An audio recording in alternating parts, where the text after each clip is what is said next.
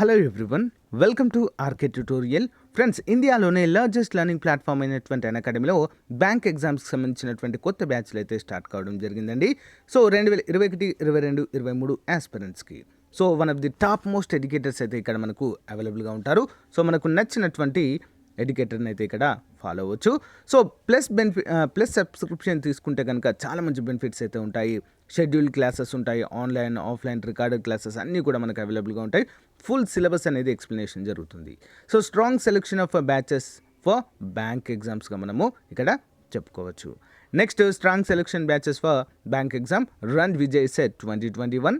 Next, target SBI PO 2021. Next, strong selection of batches for bank exam target IBPS PO 2021. So మీరు కనుక subscription తీసుకోవాలనుకుంటే మన code use చేయండి, RKT10. So ఈ code use చేస్తే మీకు 10% డిస్కౌంట్ అయితే రావడము జరుగుతుందండి. ఓకేనా? అంతేకాకుండా ప్రతిరోజు మనము ఈవినింగ్ టైంలో 9 నుంచి 10 గంటల వరకు డైలీ ఆన్లైన్ కరెంట్ అఫైర్స్ అయితే చెప్పుకుంటున్నాము. ఆన్లైన్ టెస్ట్ అందరూ కూడా పార్టిసిపేట్ చేయండి. Okay, thank you, bye. Hello everyone, welcome to R K tutorial. నేను మీ ఆర్కే సార్. ఫ్రెండ్స్, ఈరోజు మనము డైలీ కరెంట్ అఫైర్స్లో భాగంగా 4వ తారీఖు మరియు 5వ తారీఖుకు సంబంధించినటువంటి కరెంట్ అఫైర్స్ అయితే చూద్దాము. వీటితో పాటుగా స్టాటిక్ జీకే ఉంటుంది, అడిషనల్ బిట్స్ ఉంటాయి, జనరల్ స్టడీస్ బిట్స్ కూడా మనము ఇందులో డిస్కస్ చేసుకోవడం అయితే జరుగుతుంది. ఓకేనా? చాలా చాలా ఇంపార్టెంట్ బిట్స్ అండి. సో అంతేకాకుండా కూడా చాలామంది అకాడమీలో ఆన్లైన్ ఎగ్జామ్ రాయడం లేదండి. స్టార్టింగ్లో చాలామంది వచ్చారు, బట్ ఎందుకు అంటే నాకు అర్థమైంది, నోటిఫికేషన్స్ రావేమో అని చెప్పేసి భయపడుతున్నారు. కానీ ఫ్రెండ్స్, ముందే చెప్తున్నాను మీకు, ఎప్పుడు నోటిఫికేషన్ వచ్చినా కూడా మనము వాటిని ఫేస్ చేయడానికి సిద్ధంగా ఉండాలి. నోటిఫికేషన్ వచ్చాకే చదివాము అంటే మాత్రం చాలా చాలా సఫర్ అవుతాం. కాబట్టి రెగ్యులర్గా ఫాలో అవ్వండి, డైలీ ఫాలో అవ్వండి. ఓకేనా? సో ఏంటంటే ఒకరోజు చూసి ఒకరోజు చూడడం లేదు అంటే, నాకు చూడకపోతే నాకేం నష్టం లేదు ఫ్రెండ్స్. నేను చెప్పాలంటే అంటే ఎవరైతే ఆస్పిరెంట్స్ సీరియస్గా ప్రిపేర్ అవుతున్నారో వాళ్ళు ఖచ్చితంగా చూస్తున్నారు. కానీ ఎవరైతే ఒకరోజు చూస్తున్నారు ఇంకో రోజు చూడడం లేదు, సో వాళ్ళ కోసమే చెప్తున్నాను నేను, రెగ్యులర్గా ఫాలో అవ్వడానికి ట్రై చేయండి. సో కరెంట్ అఫైర్స్ అనేవి అప్డేటెడ్గా ఉంటాయి. అన్నీ ఒక్కసారి చదవడానికి మాత్రము వీలు అవ్వదండి. ఓకేనా? 1 by 1 చదువుకుంటూ వెళ్తుంటేనే మనకు సిలబస్ మొత్తం కూడా కవర్ అయ్యే అవకాశము ఉంటుంది. ఓకేనా? అకాడమీలో కూడా ఎగ్జామ్ రాయండి ఫ్రెండ్స్, అక్కడ కూడా ఫ్రీయే కదా, అమౌంట్ ఈవెన్ 1 రూపీ కూడా ఛార్జ్ లేదు. ఫ్రీగా మీరు క్లాసెస్ అన్నీ కూడా వినవచ్చు, నేను చెప్పేటివన్నీ కూడా. ఓకేనా? సో మనం లేట్ చేయకుండా 4వ తారీఖుకు సంబంధించినటువంటి కరెంట్ అఫైర్స్ అయితే చూద్దాము ముందుగా. Okay, question number 1.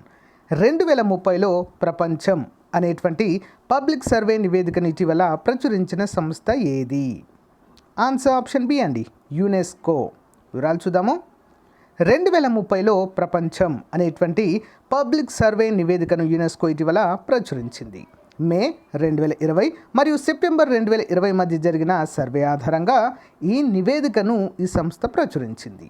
ఈ సర్వే ప్రపంచవ్యాప్తంగా 15,000 మందికి పైగా ప్రజల నుండి స్పందనలు అంటే ప్రజాభిప్రాయ సేకరణ అయితే చేయడము జరిగింది. మరి ఒక నివేదిక యొక్క ముఖ్య ఫలితాలు చూసినట్లయితే, నివేదిక ప్రకారము వాతావరణ మార్పు, హింస మరియు సంఘర్షణ, జీవ వైవిధ్యము కోల్పోవడము మరియు వివక్ష మరియు అసమానత, నీరు మరియు గృహ నిర్మాణము, ఆహారం లేకపోవడము 2030 ఓకేనా 2030 శాంతియుత సమాజాలకు 4 పెద్ద సవాలుగా మారాయి అన్నట్లుగా మనకైతే ఇక్కడ మెన్షన్ చేయడం అయితే జరిగింది ఈ యొక్క నివేదిక ఆధారంగా, ఈ యొక్క సర్వే ఆధారంగా. ఓకేనా? మరి ఇందులో పాల్గొనేవారు, ఈ సర్వేలో పాల్గొనేవారి యొక్క అభిప్రాయం ప్రకారము 2030లో ఎదుర్కోవలసినటువంటి అనేక ఇబ్బందులను విద్య మాత్రమే కీలకమైన పరిష్కారం అంటూ ఇక్కడ మనకు మెన్షన్ చేశారు. అయితే ఉత్తర అమెరికన్లు, యుఎస్ మరియు కెనడా సైన్స్ మీద నమ్మకం కలిగి ఉన్నారు, విద్యలో కాదు. సో విద్యతో పాటు అంతర్జాతీయ సహకారం మాత్రమే దీనికి పరిష్కారం అవుతుందంటూ కూడా మరొక థియరీ అయితే వీరు ప్రతిపాదించడం జరిగింది. మరి స్టాటిక్ జీకే అబౌట్ యునెస్కో చూద్దాము. ఓకేనా? ఏర్పాటు ఎప్పుడు చేశారండి? యునెస్కో 16 నవంబర్ 1945లో ఏర్పాటు చేశారు. ఇది కూడా ఐక్యరాజ్య సమితి యొక్క అనుబంధ సంస్థగా మనమైతే చెప్పుకోవచ్చు. ఓకేనా? మరి ప్రధాన కార్యాలయము ప్యారిస్, ఫ్రాన్స్లో ఉంది. డైరెక్టర్ జనరల్ అజోలే అనేటువంటి వ్యక్తి ప్రస్తుతము యునెస్కోకి డైరెక్టర్ జనరల్గా కొనసాగుతున్నారు. సో నెక్స్ట్ క్వశ్చన్ చూద్దాము. చాలా ఇంపార్టెంట్ క్వశ్చన్ ఇది. ఆర్థిక మంత్రిత్వ శాఖ ఇటీవల ఎన్ని కోట్లకు పైగా టర్నోవర్ కలిగిన వ్యాపారాలకు 6 అంకెలు గల హెచ్ఎస్ఎన్ అనేటువంటి నంబర్ని తప్పనిసరి చేసింది? ఓకేనా. మరి ఈ యొక్క హెచ్ఎస్ఎన్ నంబర్ అంటే ఏంటో కూడా మనం క్లియర్గా చూద్దాము. మరి ఎన్ని కోట్లకు పైగా టర్నోవర్ కలిగినటువంటి వ్యాపారస్తులు ఈ యొక్క 6 అంకెల హెచ్ఎస్ఎన్ నంబర్ని యూజ్ చేయాలి? ఆన్సర్ ఆప్షన్ ఏ అండి. 5 కోట్లకు పైగా ఎవరికైతే టర్నోవర్ ఉంటుందో వారు కంపల్సరిగా ఈ యొక్క నంబర్ని వారు అయితే ఫైల్ చేయాలి. వారి యొక్క ట్యాక్స్ ఫైల్ చేసేటప్పుడు కంపల్సరిగా మెన్షన్ చేయాలి. ఇది చూద్దాం. 5 కోట్లకు పైగా వార్షిక టర్నోవర్ ఉన్నటువంటి అంటే అంతకంటే ఎక్కువ ఉన్నటువంటి వ్యాపారాలు తమ పన్ను ఇన్వాయిస్లపై 6 అంకెల హెచ్ఎస్ఎన్ కోడ్ను తప్పనిసరిగా అందించాల్సి ఉంటుంది. అయితే ఆర్థిక మంత్రిత్వ శాఖ ఇటీవల వెల్లడించడం జరిగింది ఈ విషయాన్ని. 5 కోట్ల కన్నా తక్కువ ఎవరికైతే ఉంటుందో టర్నోవర్ ఉన్నటువంటి వ్యాపారాలు 4 అంకెల హెచ్ఎస్ఎన్ నంబర్ అయితే కంపల్సరిగా అందించాలి. గతంలో అవసరము వరుసగా 4 అంకెలు మరియు 2 అంకెలవే ఉండేది. ఓకేనా. ఈసారి 5 కోట్ల కంటే ఎక్కువ, 5 కోట్ల కంటే తక్కువ అంటూ 2 విభాగాలుగా విభజించడం అయితే జరిగింది. మరి హెచ్ఎస్ఎన్ కోడ్ అంటే ఏంటండి చూద్దాం. హెచ్ఎస్ఎన్ అనేది హార్మోనైజ్డ్ సిస్టమ్ ఆఫ్ నేమ్. ఏంటండి? Harmonised system of name. దీన్ని 1988లో ప్రపంచ కస్టమ్ సంస్థ స్వీకరించింది ఫస్ట్ టైం. ఇది 6 అంకెల కోడ్. ఇది వివిధ ఉత్పత్తులను వర్గీకరిస్తుంది. ప్రధానంగా కస్టమ్ మరియు సెంట్రల్ ఎక్సైజ్ కోసము వస్తువులను అయితే వర్గీకరించడాన్ని మనమైతే చూడవచ్చు. మరి భారతదేశంలో 1986లో WCOకి ముందుకి కూడా హెచ్ఎస్ఎన్ కోడింగ్ విధానాన్ని అవలంబించినట్లుగా మనకైతే మెన్షన్ చేయడాన్ని చూడవచ్చు. ఓకే, ఇంపార్టెంట్ క్వశ్చన్ కదా. మరి static GK about finance ministry చూద్దామా. ఆర్థిక మంత్రిత్వ శాఖ. మరి ఎప్పుడు ఏర్పాటు చేశారండి ఆర్థిక మంత్రిత్వ శాఖ అంటే మనకు స్వాతంత్రము వచ్చిన రోజే 15 ఆగస్ట్ 1947. మొదటి ఫైనాన్స్ మినిస్టర్ ఎవరంటే ఆర్కే షణ్ముగం శెట్టి. ప్రస్తుత ఆర్థిక వ్యవహారాల మంత్రి ఎవరంటే నిర్మలా సీతారామన్. ఓకే, ఇంపార్టెంట్ అండి. నెక్స్ట్ వన్ చూద్దాం. ఇటీవల ముగిసిన దక్షిణాసియా వుషు ఛాంపియన్షిప్లో ఆనియన్ మిథున్ స్వర్ణ పతకము సాధించారు. అయితే ఈ క్రీడలకు ప్రాతినిధ్యం ఇచ్చినటువంటి దేశం ఏది? ఏం దేశం అండి చూద్దాం. Answer option B Nepal. మరి యొక్క క్రీడ అంటే ఏంటండి? ఉషు అంటే ఏంటి చూద్దాం. ఇక్కడ మనకు క్లియర్గా ఉంటుంది.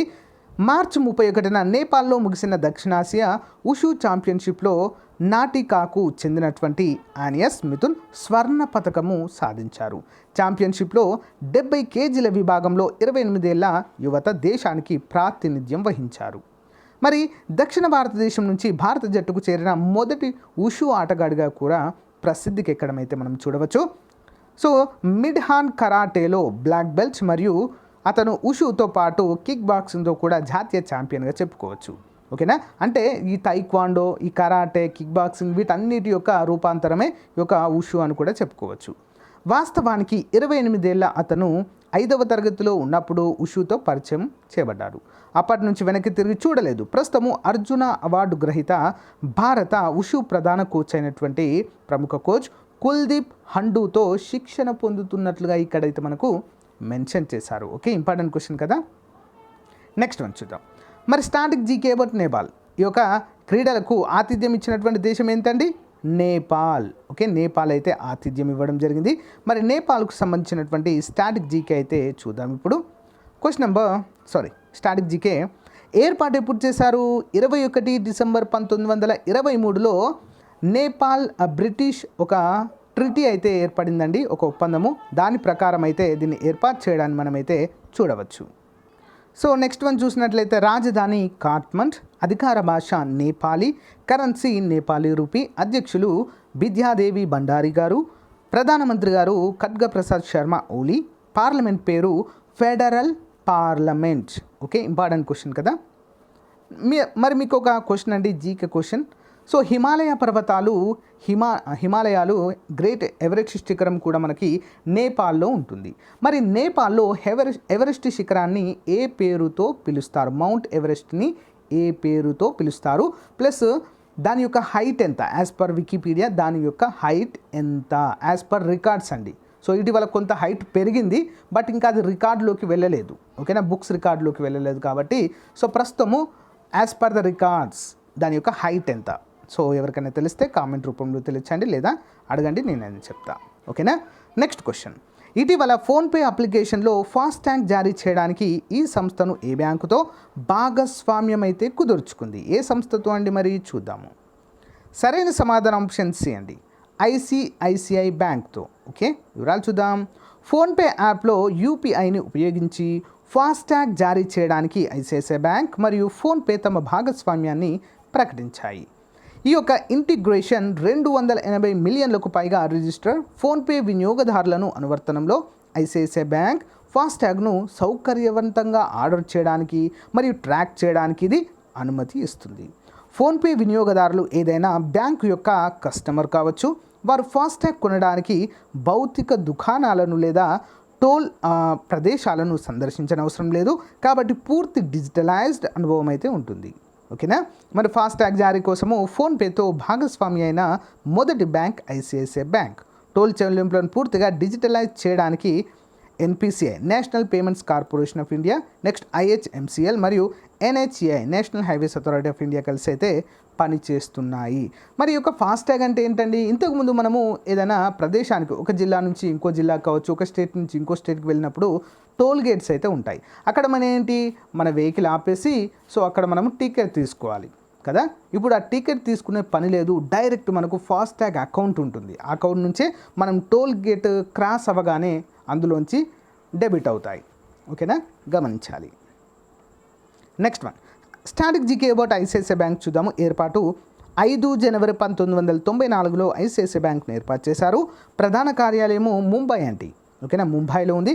సో ఇది కార్పొరేట్ ఆఫీస్, రిజిస్టర్డ్ ఆఫీస్ అయితే వడోదర, గుజరాత్లో ఉంది. ఓకే, చైర్మన్ వచ్చేసి Girish Chandra Chaturvedi, MD and CEO Sandeep Bakshi. Okay, next one చూద్దాం. ఇటీవల కెపాసిటీ బిల్డింగ్ కమిషన్ చైర్మన్గా ఎవరు నియమితులు కావడం జరిగింది? కెపాసిటీ బిల్డింగ్ కమిషన్ చైర్మన్గా సరైన సమాధానం ఆప్షన్ ఏ అండి, ఆదిల్ జైనుల్ భాయ్.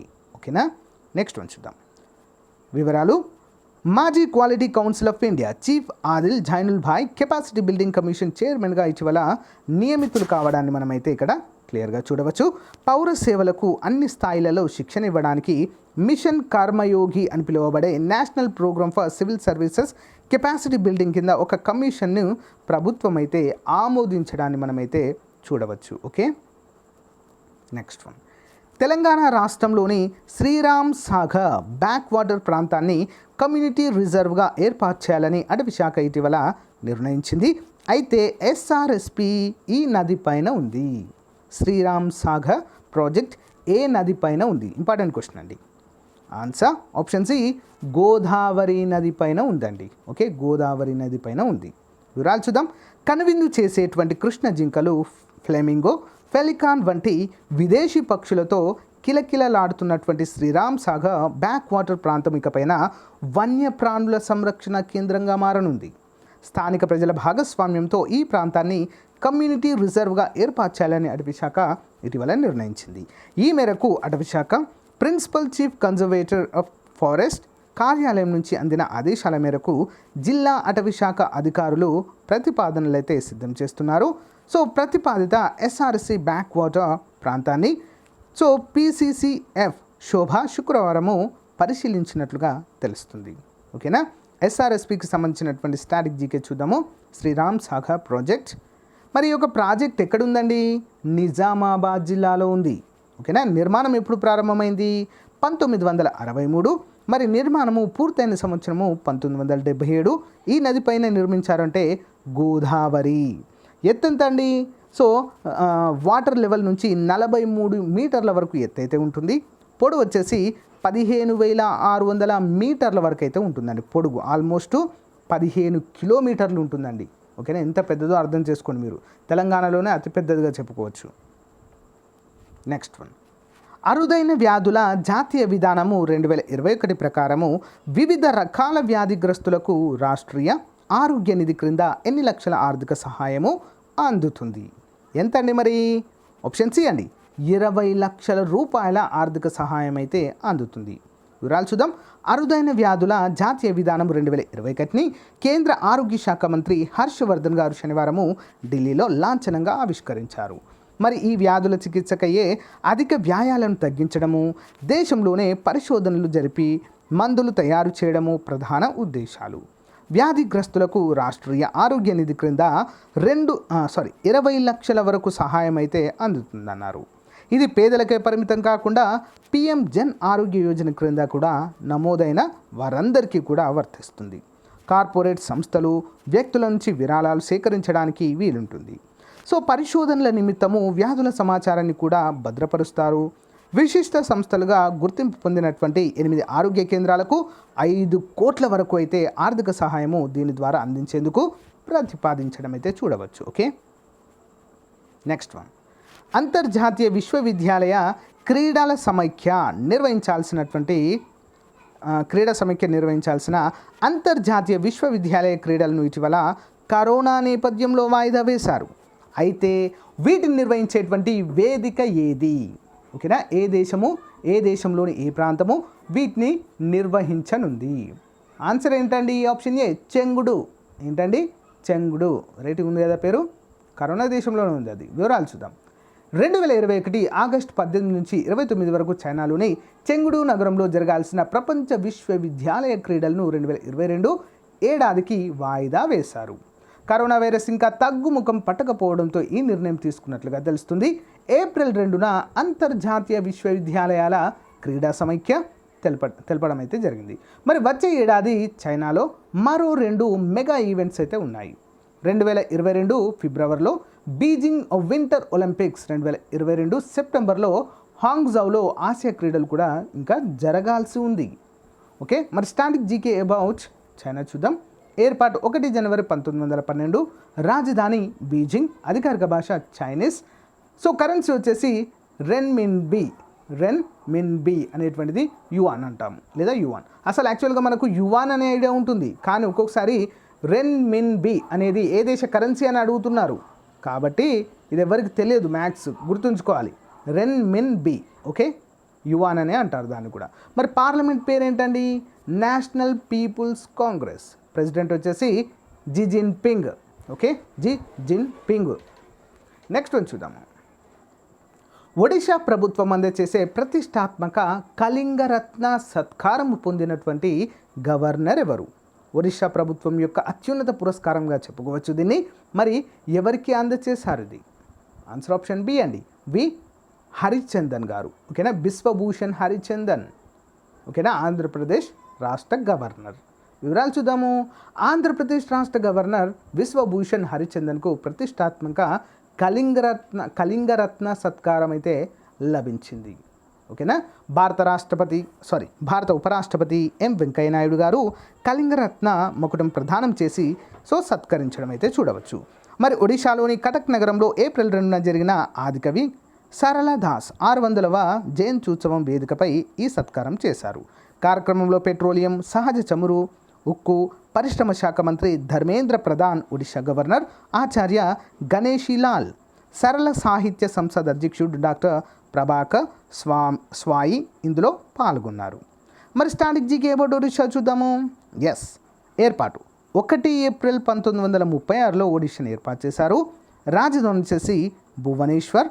మొత్తం జిల్లాలు 30 ఉన్నాయి. గవర్నర్ గణేషీలాల్, ముఖ్యమంత్రి నవీన్ పట్నాయక్. అసెంబ్లీ స్థానాలు 147. వైశాల్య పరంగా చూసినట్లయితే 8వ స్థానము, జనాభా పరంగా చూసినట్లయితే 11వ స్థానము. So friends, next additional questions అయితే చూద్దాము. ఇప్పటి వరకు భారత ప్రభుత్వము ఏప్రిల్ 14ను ప్రభుత్వ సెలవు దినంగా ప్రకటించింది. మరి ఈరోజు ఏ జాతీయ నాయకుడి జయంతిని సూచిస్తుంది అంటే డాక్టర్ బిఆర్ అంబేద్కర్ గారిది. Okay, next one. CRISIL rating agency ప్రకారం 2021-22 ఆర్థిక సంవత్సరంలో భారతదేశానికి జీడిపి ప్రొజెక్షన్ ఏంటి? ఎంత అండి? Option C 11%. నెక్స్ట్, మార్చి 31, 2021న భారత వైమానిక దళము ఫ్రాన్స్ నుంచి 3 రాఫెల్ జెట్లను అయితే ఎన్న విడతలో అందుకుంది? ఆన్సర్ ఆప్షన్ డి 4వ విడత. క్రింది వాటిలో ఎవరు ఇటీవల బ్రిటానియా ఇండస్ట్రీస్ బోర్డులో అదనపు డైరెక్టర్గా నియమితులయ్యారు అంటే option B Urjit Patel. Next, NBBL అనేది భారత్ బిల్ పేమెంట్ సిస్టమ్ వ్యాపారాన్ని నిర్వహించడానికి ఏప్రిల్ 21, 2021న కొత్తగా ఏర్పాటు చేయబడిన సంస్థ. మరి ఎన్బిబిఎల్ పూర్తి యాజమాన్యంలోని ఉంది. ఏ యాజమాన్యంలో ఉందండి? Answer option C, NPCI national payments corporation of India యాజమాన్యంలో ఉంది ప్రస్తుతము. Next, Manohar Parrikar brilliant mind simple life పుస్తక రచయిత ఎవరు? Answer option A, Nitin Gokhale. మొదటిసారి ప్రైవేట్ రంగానికి చెందిన నిపుణుడిని ప్రభుత్వ సంస్థల ఎంపిక బోర్డు చైర్పర్సన్గా నియమించారు. మరి ఆ కొత్త చైర్పర్సన్ పేరేంటి? ఆన్సర్ ఆప్షన్ డి అండి, మల్లికా శ్రీనివాసన్. నెక్స్ట్, సుపరిపాలన అనేది equity calling towards people centric governance అనేటువంటి పుస్తకం యొక్క తెలుగు వర్షన్. ఈ పుస్తక రచయిత ఎవరు? Answer option B, Shailendra Joshi. Next, Schistura Hiranyakeshi biological heritage site ఒక కొత్త రక్షిత ప్రాంతం. ఇది భారతదేశంలోని ఏ రాష్ట్రంలో కనుగొనబడింది అంటే మహారాష్ట్ర. నెక్స్ట్, జపాన్కు చెందిన నోబెల్ గ్రహీత ఇసాము అసాకాకి ఇటీవల కన్నుమూశారు. అతను ఏ రంగంలో నోబెల్ బహుమతిని గెలుచుకున్నటువంటి వ్యక్తిగా చెప్పుకోవచ్చు? ఆన్సర్ ఆప్షన్ డి, ఫిజిక్స్ అండి. ఎందులో అండి? ఫిజిక్స్. ఓకే. సో ఫ్రెండ్స్, అంతేకాకుండా అడిషనల్ బిట్స్ కూడా చూసేద్దాము. Question number 11. క్రింది ఒప్పందాలలో క్లైవ్ మొఘల్ చక్రవర్తి షా ఆలం నుండి బెంగాల్, బీహార్ మరియు ఒడిషా దివానీలను మంజూరును పొందినవారు ఎవరు? ఎవరండి క్రింది వారిలో ఎవరు వీటి యొక్క మంజూరును పొందినటువంటి వారుగా చెప్పుకోవచ్చు? మరి మంజూరు పొందినటువంటి ఒప్పందం ఏంటి అంటే ఆన్సర్ ఆప్షన్ ఏ అండి, అలహాబాద్ ఒప్పందము. నెక్స్ట్ వన్, గీతా రహస్య రచయిత ఎవరు? ఎవరండి? సో బాల గంగాధర్ తిలక్, లోకమాన్య. ఓకే, లోకమాన్య తిలక్ అంటాము. నెక్స్ట్ వన్, జనవరిలో ప్రతి సంవత్సరము భారతదేశం మరియు పాకిస్తాన్ తమ సంస్థాపనల జాబితాను తమ దౌత్య కార్యకలాపాల ద్వారా అనుసంస్థాపన మరియు సౌకర్యాలకు వ్యతిరేకంగా దాడులను నిషేధించడంపై ఒక ఒప్పందం అయితే కుదుర్చుకోవడం జరిగింది. మరి ఈ ఒప్పందం ప్రకారము ఏం మార్పిడి చేస్తాయంటే, సో అంటే ఎవరు కూడా సైనిక ఈ యొక్క అణు కార్యక్రమాలు చేపట్టకూడదు, ఓకేనా, అణుబాంబులు ప్రయోగించకూడదు రహస్యంగా. సో ఇలాంటి వాటిపైన అయితే ఒక ఒప్పందం కుదుర్చుకుంది. మరి ఇలాంటి ఒప్పందం ఎప్పుడు కుదిరింది? ఆన్సర్ ఆప్షన్ బి అండి, 1988లో. నెక్స్ట్, ఈస్ట్ ఇండియా కంపెనీ యొక్క చిన్న సమస్యలను పరిష్కరించడానికి బ్రిటిష్ ప్రభుత్వం ఏ చట్టాన్ని ప్రవేశపెట్టింది? ఆన్సర్ ఆప్షన్ ఏ అండి, ఏంటది? పిట్స్ ఇండియా చట్టము. ఓకేనా, పిట్స్ ఇండియా చట్టము. ఇంపార్టెంట్ క్వశ్చన్ అండి. నెక్స్ట్ వన్, భారతదేశంలో ఆర్థిక వికేంద్రీకరణ ప్రక్రియను ఎవరు ప్రారంభించారు? ఆన్సర్ ఆప్షన్ బి అండి, ఎవరు? Lord Mayo. నెక్స్ట్ వన్, 1928లో తన నివేదికను సమర్పించిన మోతిలాల్ నెహ్రూ కమిటీ ఈ క్రింది వాటిలో ఏది ఉంది? సో ఆ నివేదికలో ఏముందండి? ఆప్షన్ బి చూద్దాం. డొమినియన్ స్థితి అనేది ఉంది. డొమినియన్ స్థితి అనేది ఉంది అంటే స్వరాజ్యం అనేటువంటి అంశం అయితే ఉంది. సర్వెంట్స్ ఆఫ్ ఇండియా సొసైటీని ఎవరు స్థాపించారు? సర్వెంట్స్ ఆఫ్ ఇండియా ఎవరండి? Option A, Gopal Krishna Gokhale. Next one, national institute of sciences of India పేరును ఇండియన్ నేషనల్ సైన్స్ అకాడమీగా ఎప్పుడు మార్చారు? ఆన్సర్ ఏంటండి? ఆప్షన్ సి, 1970లో. నెక్స్ట్ వన్, 1996 యుఎన్ యొక్క 50వ వార్షికోత్సవం మరియు ఈ సంవత్సరం యునైటెడ్ దేశాల సహనం కోసం సంవత్సరము, ఓకేనా, సహనం కోసం సంవత్సరంగా ప్రకటించారు. అయితే అదే కాలపరిమితికి కూడా మహాత్మా గాంధీ 125వ వార్షికోత్సవానికి అయితే సమానంగా ఉంది. రెండు కూడా ఒకే ఇయర్లో రావడం అయితే జరిగింది. సో అలా రావడంతో ఏం జరిగింది? దీనికి సంబంధించి యునెస్కో సహనం మరియు అహింసను ప్రోత్సహించడానికి ఒక భారతదేశంలో ఉన్నటువంటి ప్రముఖ వ్యక్తి పేరిట ఒక అవార్డు అయితే ఏర్పాటు చేయడం జరిగింది. మరొక ఆ ప్రముఖ వ్యక్తి ఎవరు? ఆన్సర్ ఆప్షన్ డి అండి, మదన్జీత్ సింగ్. ఓకే. నెక్స్ట్, కాన్పూర్ ముట్టడి సందర్భంగా ఈ క్రింది వాటిలో తిరుగుబాటుదారులను ఎవరు నడిపించారు? కాన్పూర్ ముట్టడిలో ముందుండి నడిపించినటువంటి వ్యక్తి ఎవరు? ఆన్సర్ ఆప్షన్ ఏ అండి, ఎవరు? నానా సాహెబ్. ఓకేనా.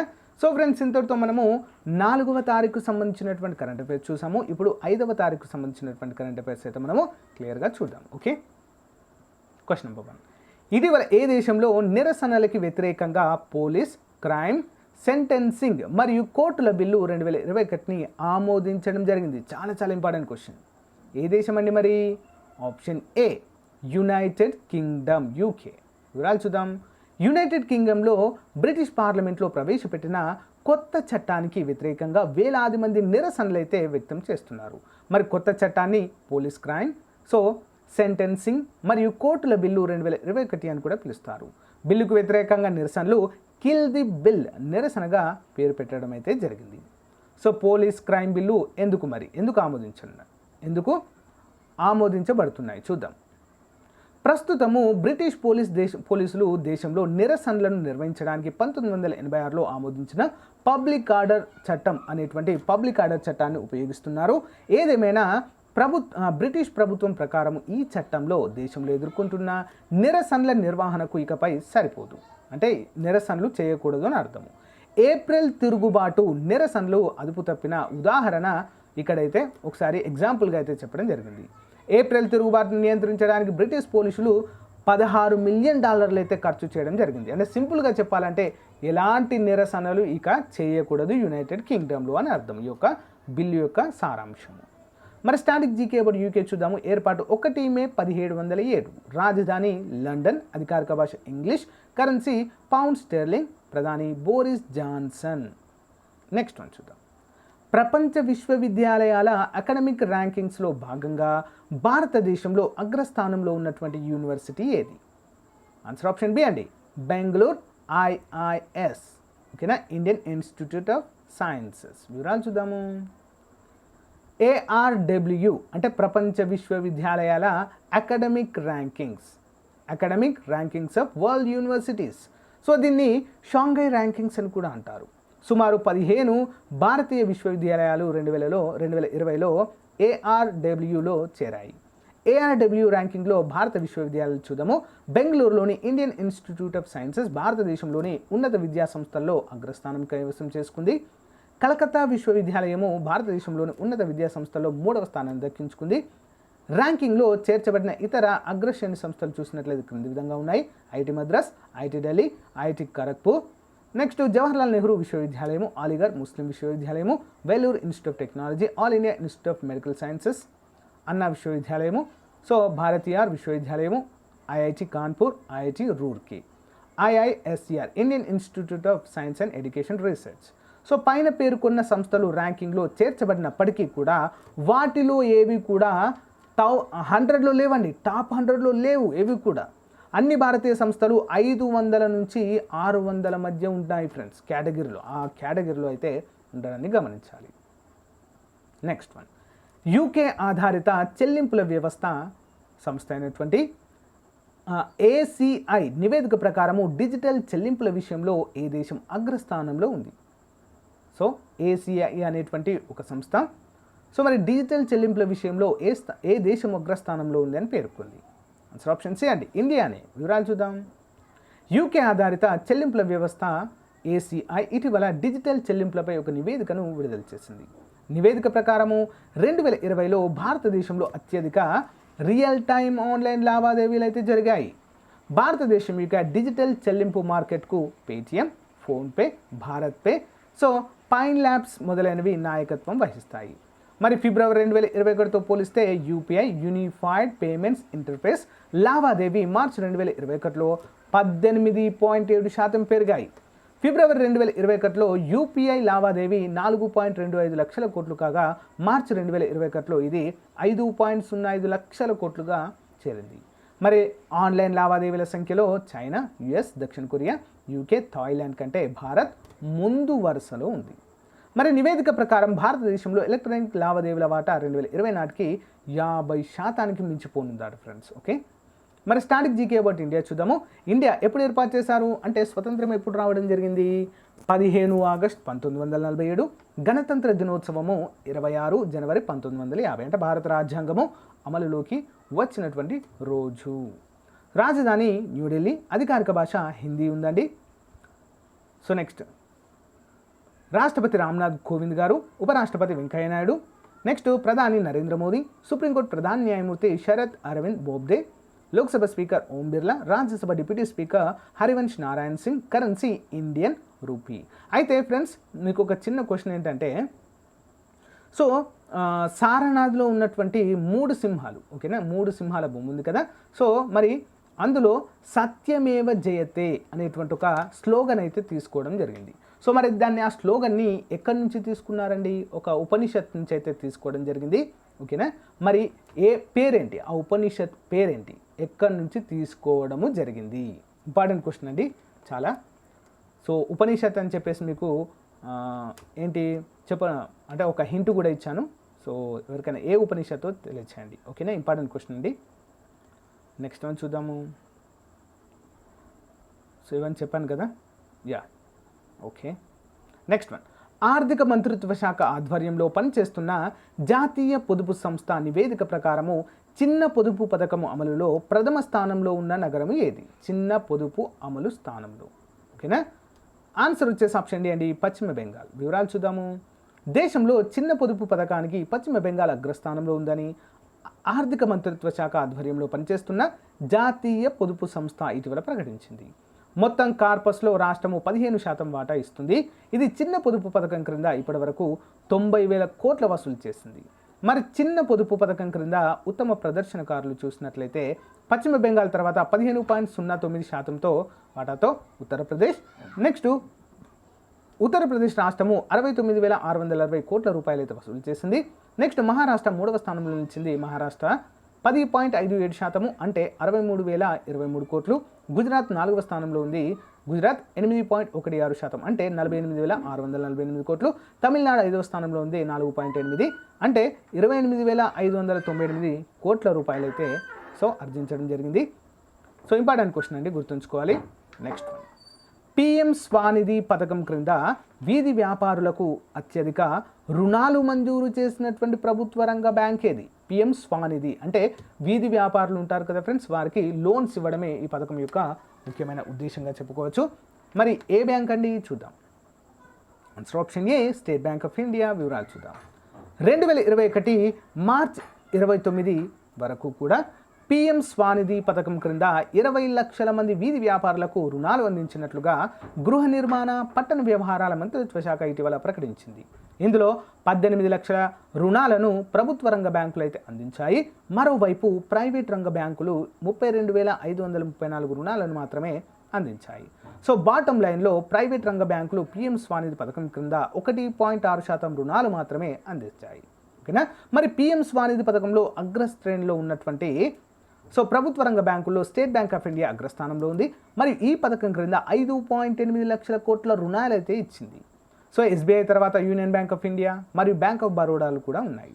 మరి ప్రైవేట్ బ్యాంకులను కనుక చూసినట్లయితే జమ్మూ కాశ్మీర్ లిమిటెడ్ అత్యధికంగా సహకరించింది. ఈ పథకం క్రింద 9,595 రుణాలను అయితే పంపిణీ చేసింది. రాష్ట్రాలు మరియు కేంద్రపాలిత ప్రాంతాల్లో ఉత్తరప్రదేశ్ ఈ పథకం క్రింద గరిష్ట సంఖ్యలో రుణాలను పంపిణీ చేసింది. యూపీ తర్వాత మధ్యప్రదేశ్ మరియు తెలంగాణ రాష్ట్రాలు వరుసగా ఉన్నాయి. నెక్స్ట్ మరి స్టాటిక్ జీకే అబౌట్ ఎస్బీఐ చూద్దాము. ఏర్పాటు 1921లో ఇంపీరియల్ బ్యాంక్ దీన్ని ఏర్పాటు చేశారు. 1 జూలై 1955లో నేషనలైజ్ చేసేసి దాన్ని స్టేట్ బ్యాంక్ ఆఫ్ ఇండియాగా మార్చడం జరిగింది. ప్రధాన కార్యాలయము ముంబై, మహారాష్ట్ర. చైర్మన్ వచ్చేసి దినేష్ కుమార్ ఖారా. నెక్స్ట్ వన్ చూద్దాం. ప్రముఖ డిజిట్ ఇన్సూరెన్స్ కార్పొరేషన్ నూతన బ్రాండ్ అంబాసిడర్గా ఎవరు నియమితులు కావడం జరిగింది? ఏంటండి? Digit insurance corporation. మరి ఎవరండి దీనికి ఇటీవల బ్రాండ్ అంబాసిడర్గా నియమితులు కావడం జరిగింది? రాయభారి అంటాం మనము, ఓకేనా. ఆన్సర్ ఆప్షన్ బి అండి, విరాట్ కోహ్లీ. ప్రముఖ క్రికెటర్, భారత టీం క్యాప్టెన్. వివరాలు చూద్దాం. డిజిట్ ఇన్సూరెన్స్కి క్రికెటర్ విరాట్ కోహ్లీని తన బ్రాండ్ అంబాసిడర్గా నియమించింది. కోహ్లీ గతంలో డిజిట్ ఇన్సూరెన్స్లో కూడా పెట్టుబడులు పెట్టారు. డిజిట్ ఇన్సూరెన్స్ ఒక సాధారణ బీమా సంస్థ. ఈ అసోసియేషన్తో క్రికెటర్ ద్వారా బీమాను సరళంగా మార్చడం అనే సందేశాన్ని చేరవేయాలని కంపెనీ లక్ష్యంగా పెట్టుకుంది, ఓకే. Next one. 2021 మార్చి నాటికి భారతదేశంలో డిజిటల్ చెల్లింపుల విషయంలో అగ్రస్థానంలో నిలిచిన ప్రముఖ డిజిటల్ చెల్లింపు అప్లికేషన్ పేరేంటి? ఆన్సర్ ఏంటండి? Option C, PhonePe. వివరాలు చూద్దాం. బెంగళూరుకు చెందిన డిజిటల్ చెల్లింపులు మరియు ఆర్థిక సేవల సంస్థ ఫోన్పే యూనిఫైడ్ పేమెంట్స్ ఇంటర్ఫేస్ మౌలిక సదుపాయాలపై 1 బిలియన్ లావాదేవీలను దాటిన మొదటి సంస్థగా అవతరించింది. సో మార్చి 2021లో కంపెనీ ఈ లావాదేవీలను సాధించింది. మొత్తం లావాదేవీలు దాని ప్లాట్ఫామ్లో 1.3 బిలియన్ల వరకు ఉన్నాయి. వ్యాలెట్, కార్డులు మరియు యూపీఐ యొక్క చెల్లింపు సాధనాల ద్వారా ఈ యొక్క రికార్డ్ అయితే సృష్టించడం జరిగింది. గత ఏడాది డిసెంబర్లో యూపీఐలో మొట్టమొదటిసారిగా మార్కెట్ నాయకత్వాన్ని అంటే లీడర్షిప్ సాధించినటువంటి ఫోన్పే పెరుగుతున్న వ్యాపారి చెల్లింపుల నేపథ్యంలో దాని యొక్క లావాదేవీల సంఖ్య క్రమంగా పెరుగుతూ వచ్చింది. ఫోన్పే ప్రాసెస్ చేసిన మొత్తం యూపీఐ లావాదేవీలు 2020 డిసెంబర్లో 902.03 మిలియన్ల నుంచి ఫిబ్రవరి 2021లో 970.53 మిలియన్లకైతే పెరిగాయి. ఓకే, మరి స్టాటిక్ జీకే అబౌట్ ఫోన్పే చూద్దామా? ఎస్, ఏర్పాటు 2015లో జరిగింది. ప్రధాన కార్యాలయము బెంగళూరు, కర్ణాటకలో ఉంది. ఫౌండర్ అండ్ CEO చూసినట్లయితే Sameer Nigam. Okay, important question. Next one, శత్రు దేశాల క్షిపణి దాడులను వాటి నుంచి నావికా దళము రక్షణ పొందడానికి అవసరమైన అడ్వాన్స్డ్ చాఫ్ టెక్నాలజీని అభివృద్ధి చేసినటువంటి సంస్థ పేరేంటి? సో నావికా దళము ఇండియన్ నావీకి శత్రు దేశాల నుంచి రక్షణ కల్పించడానికి అడ్వాన్స్డ్ చాఫ్ టెక్నాలజీని అభివృద్ధి చేసిన సంస్థ. ఆన్సర్ ఆప్షన్ బి అండి, DRDO. వివరాలు చూద్దాం. నౌకలను క్షిపణుల దాడుల నుంచి రక్షించేందుకు అవసరమైన అడ్వాన్స్డ్ చాఫ్ టెక్నాలజీని రక్షణ పరిశోధన అభివృద్ధి సంస్థ డెవలప్ చేసింది. DRDO ఈ విషయాన్ని ఇవాళ వెల్లడించింది. జోధ్పూర్లో ఉన్నటువంటి డిఫెన్స్ ల్యాబ్లో వీటిని డెవలప్మెంట్ చేశారు. 3 రకాల చాఫ్ టెక్నాలజీ వేరియంట్లను రిలీజ్ చేశారు. షార్ట్ రేంజ్ చాఫ్ రాకెట్ ఇది, medium range chaff rocket, next long range chaff rocket. ఈ యొక్క 3 రకాల స్వదేశీ వేరియంట్లను తయారు చేసినట్లుగా DRDO తెలిపింది. భారతీయ నౌకాదళ అవసరాలను తగినట్లుగా వీటిని డిజైన్ చేశారు. ఆత్మనిర్భర్ భారత్ లక్ష్యంగా Jodhpur lab advanced chaff technology ఆయుధాలను విజయవంతంగా తయారు చేసినట్లుగా DRDO తెలియజేసింది.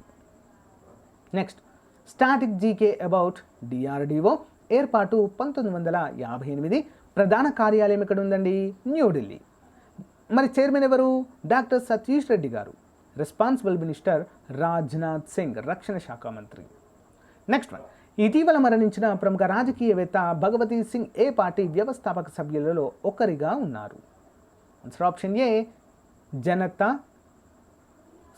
Samajwadi party. Option A is the right answer. వివరాలు చూద్దాము. సమాజ్వాదీ పార్టీ వ్యవస్థాపక సభ్యులు ఉత్తరప్రదేశ్ మాజీ మంత్రి భగవతీ సింగ్ 89 సంవత్సరాల వయసులో ఆదివారం మృతి చెందారు. లక్నోలోని బక్షీ కా తలాబ్ ప్రాంతంలో ఆయన చనిపోయినట్లుగా కుటుంబ సభ్యులు తెలిపారు.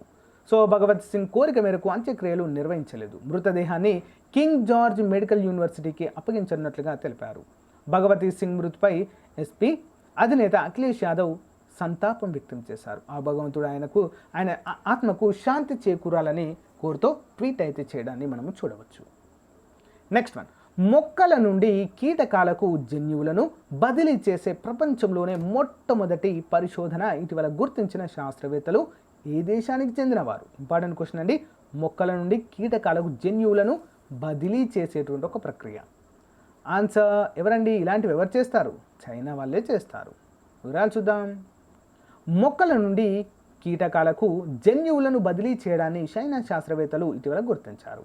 సాధారణంగా ఒకే కుటుంబంలోని జన్యువుల బదిలీ జరుగుతుంది. ఒకే కుటుంబానికి చెందినటువంటి మొక్కలు కావచ్చు, జంతువులు కావచ్చు, ఏవైనా కావచ్చు.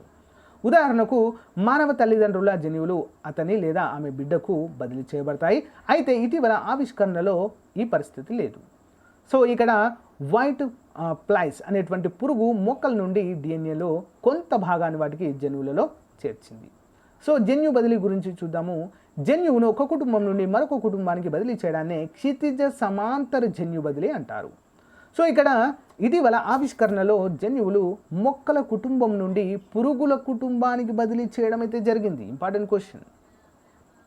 నెక్స్ట్ వన్ చూద్దాం. భారతదేశంలో మొదటిసారిగా రాష్ట్ర పౌరులందరికీ ఉచిత ఆరోగ్య బీమా సౌకర్యాన్ని కల్పించనున్న రాష్ట్రం ఏది? ఆన్సర్ రాజస్థాన్ అండి. వివరాలు చూద్దాము. రాష్ట్ర పౌరులందరికీ రాష్ట్ర ప్రభుత్వము ఉచిత ఆరోగ్య బీమా సౌకర్యము కల్పిస్తున్న దేశంలోనే రాజస్థాన్ మొదటి రాష్ట్రంగా అవతరించింది. ఈ ప్రణాళికను 2021-22 రాష్ట్ర బడ్జెట్లో ముఖ్యమంత్రి అశోక్ గెహ్లాట్ ప్రకటించారు. నగదు రహిత మెడిక్లైమ్ పథకము చిరంజీవి ఆరోగ్య బీమా పథకానికి రాష్ట్రము రిజిస్ట్రేషన్ అయితే ప్రారంభించింది. మరి స్టాటిక్ జీకే బోర్డు రాజస్థాన్ చూద్దాము. ఏర్పాటు 30 మార్చి 1949. రాజధాని జైపూర్ అండి. మొత్తం జిల్లాలు 32 ఉన్నాయి. గవర్నర్ కల్రాజ్ మిశ్రా. ముఖ్యమంత్రి అశోక్ గెహ్లాట్. ప్రధాన న్యాయమూర్తి ఇంద్రజిత్ మెహంతి. హైకోర్టు బెంచ్ ఎక్కడ ఉందంటే జోధ్పూర్లో ఉంది. ఓకేనా, జోధ్పూర్లో హైకోర్టు బెంచ్ అయితే ఉండడానికి చూడవచ్చు. సో ఫ్రెండ్స్, ఈ యొక్క 5వ తారీఖుకు సంబంధించినటువంటి అడిషనల్ క్వశ్చన్స్, అంతేకాకుండా 20 జనరల్ స్టడీస్ క్వశ్చన్స్ ఈరోజు అన్అకాడమీలో జరిగేటువంటి ఆన్లైన్ టెస్ట్లో అయితే ప్రొవైడ్ చేస్తాను. ఓకేనా, ప్రతి ఒక్కరు రావడానికి ట్రై చేయండి ఫ్రెండ్స్. ఓకేనా, ఎందుకు రావడం లేదో, ఎందుకు ఇంట్రెస్ట్ చూపెట్టడం లేదో నాకైతే అర్థం కావటం లేదండి. ఎందుకంటే ఫ్రీగానే ప్రొవైడ్ చేస్తున్నాను. 9 గంటల నుంచి 10 గంటల వరకు క్లాస్ అయితే ఉంటుంది. ప్రతి ఒక్కరు రావడానికి ట్రై చేయండి. ఓకేనా, చాలా ఇంట్రెస్టింగ్గా ఉంటుంది. మనం ఎంతవరకు చదివాము, ఎన్ని గుర్తున్నాయని చెప్పేసి డైరెక్ట్ ఆన్లైన్ ఎగ్జామ్ రాయొచ్చు మీరు అందరూ కూడా. ఓకేనా, మంచి అవకాశాన్ని అందరూ కూడా ఉపయోగించుకోండి. ఓకేనా ఫ్రెండ్స్, థ్యాంక్ యూ అండి. Thank you for your valuable time. Have a nice day. Bye. So friends, అందరికీ కూడా ఒక చిన్న ఇన్ఫర్మేషన్ ఏంటంటే, మన ఆర్కే ట్యూటోరియల్ ఆర్కే పబ్లికేషన్ తరపున సో మంత్లీ మ్యాగజైన్ పీడిఎఫ్ రూపంలో అయితే రిలీజ్ చేయడం జరిగిందండి. ఆల్మోస్ట్ 2020 అక్టోబర్ నుంచి అవైలబుల్గా ఉంది. సో ప్రజెంట్ మార్చి నెల వరకు కూడా ఉన్నాయి. ఒక నెలకు కేవలం 25 రూపాయలు మాత్రమే. ఓకేనా, 25 రూపాయలతో మీకు నిజం చెప్పాలంటే it's a less amount, but మీరు ఆ మెటీరియల్ చూసినట్లయితే చాలా వర్త్ఫుల్గా ఉంటుందండి. ఓకేనా, మార్చి నెల పీడిఎఫ్ మ్యాగజైన్ అండి ఇది. మరి ఈ నెల కరెంట్ అఫైర్స్ కనుక చూసినట్లయితే దీని ప్రత్యేకత ఏంటంటే 1000 కరెంట్ అఫైర్స్ ప్రాక్టీస్ బిట్స్ ఉంటాయండి పూర్తి వివరణతో. 600 plus general studies plus practice bits ఉంటాయి. అన్లిమిటెడ్ స్టాటిక్ జీకే ప్రశ్నలు ఉంటాయి. తెలంగాణ రాష్ట్ర బడ్జెట్ అయితే ప్రొవైడ్ చేయడం జరిగింది ఈ నెల. మరి అంతేకాకుండా డైలీ ఫ్రీ క్లాస్ కూడా ఉంటుందండి. క్లాస్ కూడా మీరు ఫ్రీగా వినవచ్చు మన యొక్క ఛానల్లో. అంతేకాకుండా నెలవారీ కరెంట్ అఫైర్స్ పీడిఎఫ్ పొందే విధానం ఏ విధంగా పొందాలండి?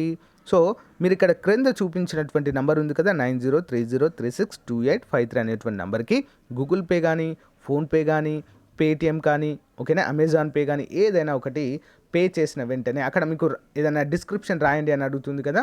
సో ఏ మంత్ ఇది కావాలో అక్కడ మెన్షన్ చేసి, ఏ టైంకి ఏ డేట్కి పే చేస్తున్నారు మీరు అనేది అక్కడ మెన్షన్ చేసి, అది మంచిగా స్క్రీన్ షాట్ తీసి అదే నెంబర్కి వాట్సాప్ పెట్టినట్లయితే వితిన్ 1 అవర్లోనే మీకు పీడిఎఫ్ అయితే వచ్చేస్తుంది. ఓకేనా, ఒక నెలకి కేవలం 25 రూపాయలు మాత్రమే అండి. ఓకేనా, 25 రూపాయలు it's not a matter, but ఆ మెటీరియల్ చూసాక మీకే అర్థమవుతుంది ఎంత వర్త్ఫుల్ మెటీరియల్ అనేది.